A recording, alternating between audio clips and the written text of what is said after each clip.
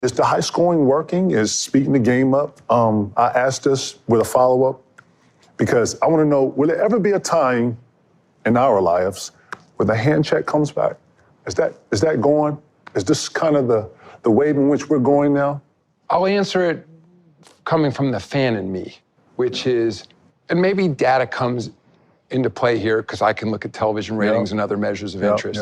There was a point, I believe, probably in around the late 90s when the game became too physical. And I think we lost some of For our viewers, you mean? Yeah, and I think for our fans, from the aesthetic enjoyment of the game, where it de-emphasized the particular skill a player had and maybe weighted too heavily physicality, where a big, strong player could come in and prevent a incredibly skilled player from doing those kinds of things.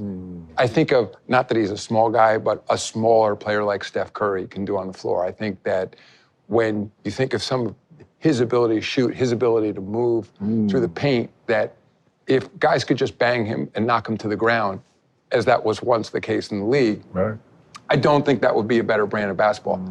I also think we have to find the right balance, because I know when I sit in the stands or talk to friends sometime, they want to bring back, and we've tried to bring back a little bit more of the physicality. Like, I think people like to see hard defense. I mean, it goes a little bit before to what you and I are talking about, like touch and feel. Like, I don't think either people like that idea that guys can go through unscathed and like you're protecting your star players. And in fact, we made some changes this season where sort of, I don't know, the unnatural basketball moves, you know what I'm referring to, and where those were being, players were gaming the system in a way, and brilliant players playing by the rules had found ways where those were becoming defensive fouls.